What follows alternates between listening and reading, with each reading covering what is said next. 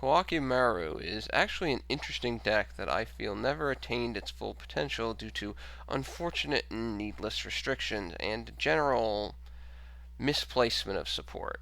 The Koa'ki Meiru deck is, in some respects, have been understandably marginalized to simply a Beast Warrior deck in combination with Fire Fist monsters. Unfortunately, this hybridization is rather suboptimal because Fire Fists really don't like being teched into a deck when the only Fire Formation cards that are available are the 3 Tenki, with no ability to search for those Tenki outside of Bear Tiger King.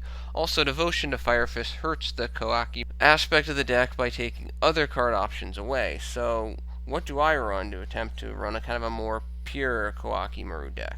Due to time constraints, I'll only be focusing on the most important and or interesting direct support for Koa'ki. Maximus is one of those boss monsters that had its use when it first came out, but as the game has advanced, its effect has lost more and more ground. It has nice versatility and the ability to destroy one card, not just monster or spell trap. However, the end phase cost significantly hurts the card due to the specificity of the discard, not just any card. Also, with the wider variety of monsters that shrug off targeting or destruction effects or float, the effect itself is less valuable. Valafar is another monster that has just been power creeped its way out of the game, so this card basically requires you to stop drawing for a 3000 attack point monster.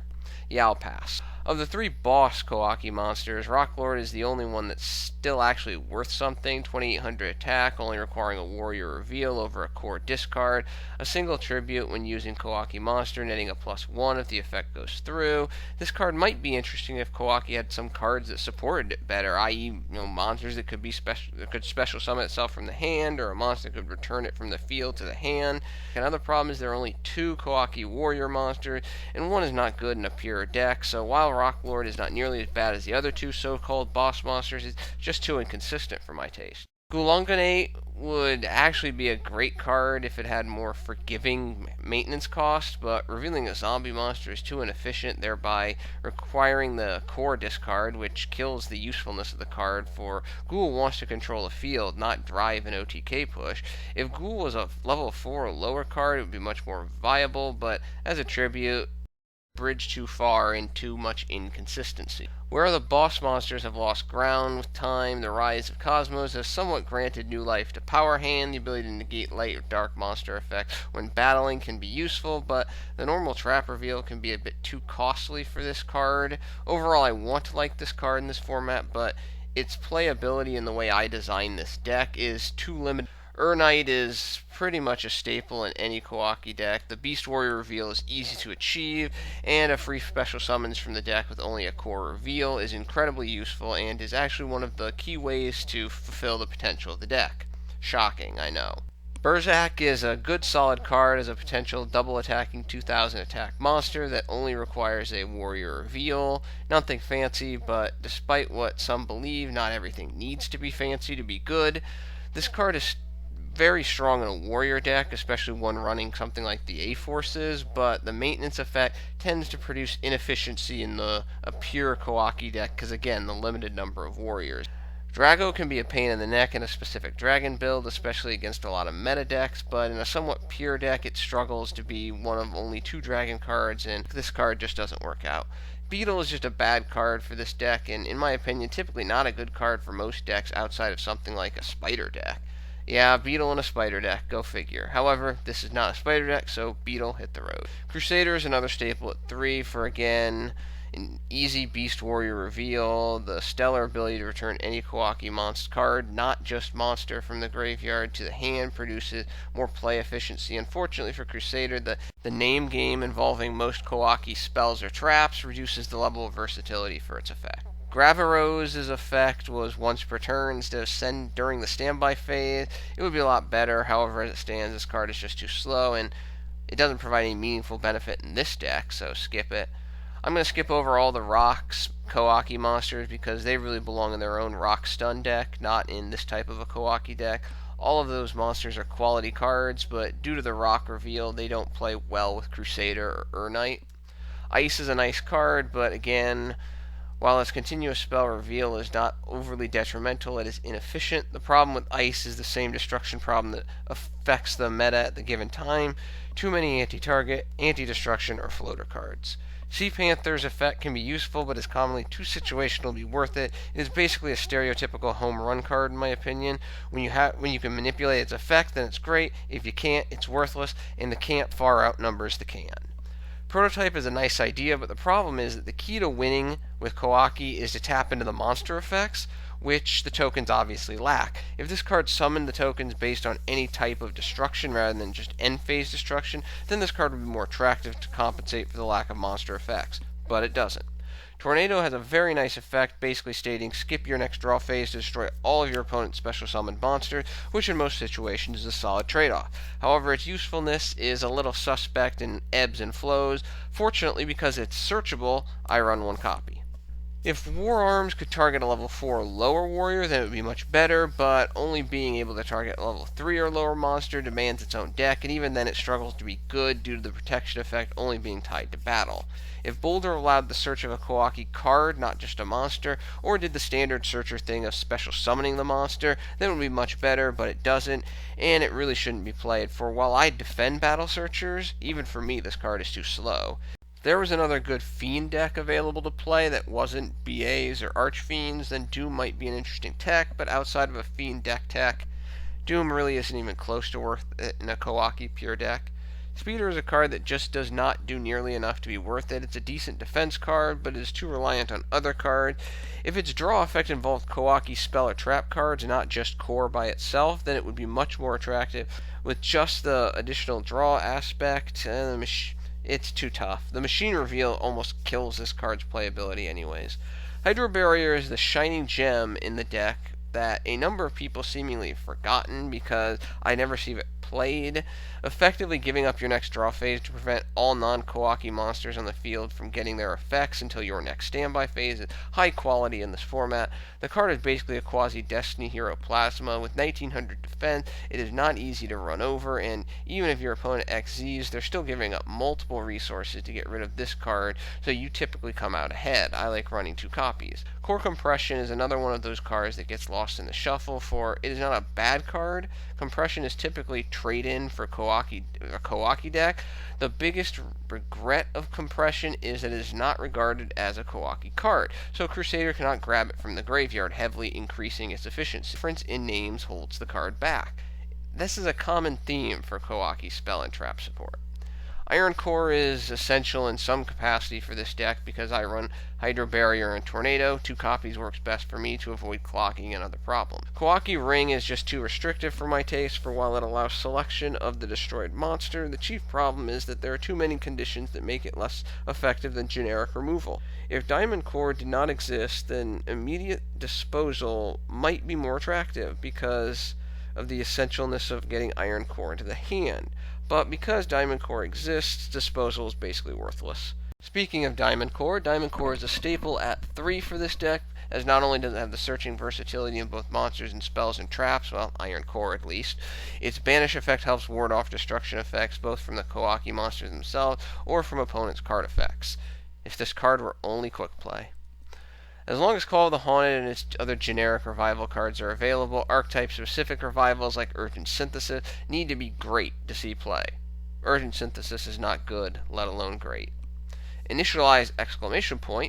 Is not a bad card, for it can be useful as in a defensive capacity. Opponent targets a Koa'ki card, flip this over, break even. However, this card is too inconsistent in its one-trick pony effect, killing its overall usefulness. Core Transport Unit would be more interesting if there was a second card that it could combo with that returned Iron Cores from the hand or graveyard to the deck for a useful effect beyond Tornado or Hydro Barrier. Unfortunately, any combos with this card are rather convoluted and reduce overall deck efficiency. Core Overclock is a nice OTK card. The problem is that Koa'ki, they're not Karakuri. They cannot easily and effectively swarm the field at that proverbial drop of a hat.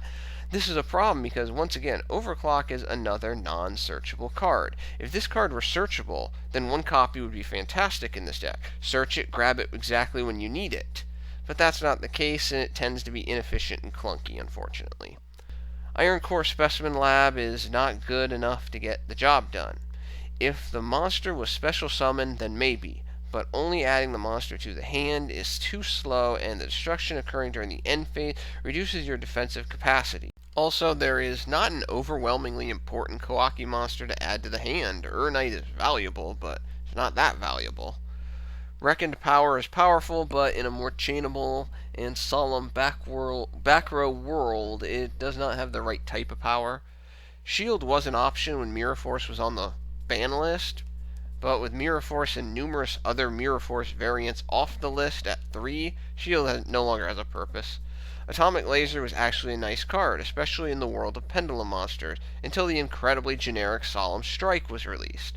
Now running a less versatile Automatic Laser is just not worth it. Sorry, Automatic Laser, but Strike is just more versatile if a player wants to go the negation route. Reinforcement is just another archetype-specific Call of the Haunted that has lost its purpose because it certainly does not do anything great. Core Blast is the Koa'ki archetype's ace in the hole, and along with Hydro Barrier might be the only real reasons to even warrant trying to run a Koa'ki deck. The key with this card is that you can destroy cards, not monsters, making the pluses this card can produce very impressive, especially against Pendulum-based decks. Using this card to your advantage is also not very difficult due to some other nice combo cards available, while also serving secondary purposes for this deck. Of course, the major drawback of this card is that its effect can only be activated during your standby phase, which means that a Koa'ki monster must survive on your field until that point, or you have to put one on the field without your opponent having a good chance of destroying it before your next end phase. Wink wink. 2 copies. Iron Core Luster is a nice card, but it does not work well for my deck build because of Hydro Barrier's effect, which will typically result in an Iron Core being placed on top of my deck, unavailable to retrieve for this card's activation, so I do not run it. Negaton Core Panel suffers from the same fate as Automatic Laser in that if one wants to prevent monster effect and destroy the monster as well, Solemn Strike is just a better choice. Moving on to the non-Koa'ki support, the general feel of this deck still needs the Beast Warrior, so I do run 3 copies of Fire Fist Bear, but nothing else from the Fire Fist family. Finally, I run 1 copy of Coach Captain Bearman because Urknight does a quality job of providing the ability to take advantage of Bearman's level augmenting effect with its free special summons. For the rest of the spells, I run 1 Raigeki, 1 Soul Charge, and the obvious 3 copies of Tenki, 3 copies of Twin Twister because Crusader can recover discarded cards and Solemn cards can really screw with this deck, 1 copy of Gold Sarcophagus to search for Core Blast, and finally I like running 2 copies of Moon Mirror Shield. I've said it in a number of my other builds. This is an incredibly underrated tech card, and in this deck you can equip it to Hydro Barrier to require your opponent to have a spell or trap response to remove Hydro Barrier from the field because Hydro Barrier's effect will negate all monster effects, and Moon Mirror Shield says you can't kill me. For the traps, I run 1 Solemn Warning, 1 copy of Vanity's Emptiness. Then, to increase the effectiveness of Core Blast, I run 2 copies of Call of the Haunted for the opponent end phase activation, and 2 copies of Pinpoint Guard for OTK elimination field present. Finally, I run 3 copies of Scrubbed Raid for battle negation to maximize the effectiveness of Core Barrier's anti-monster effect, as well as Core Blast's effect. For the extra deck, I run 1 Coach King Giantrainer, 1 Evilswarm Ouroboros, 1 Tellarknight Delteros, 1 XZ Dragon, 1 number 101, 2 Castel, 1 Brotherhood of the Fire Fist Tiger King, 1 number 106 Giant Hand, 1 number 52 Diamond Crab King for defensive purposes, good 3000 body to stall, 1 Abyss Dweller, 1 Gaga Samurai, double attacking 1900 after you've generally cleared the field with core, 1 Gaga Cowboy, 1 number 80 Rhapsody and Berserk, and 1 number 39 Utopia. The Berserk might be replaced with the Utopia the Lightning when that comes out. The biggest problem with the Koa'ki deck is that it forces dumping of Iron Core to activate a number of effects for its monster or provide the maintenance cost, but there's only 1 card in the entire support structure that works to mitigate this weakness.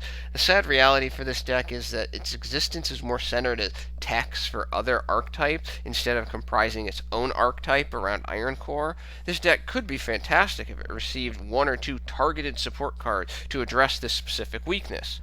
Koa'ki decks can be fun, but also rather frustrating because of the glaring weaknesses. Well, that's my Koa'ki deck. Thank you for your attention and your time. I'm out.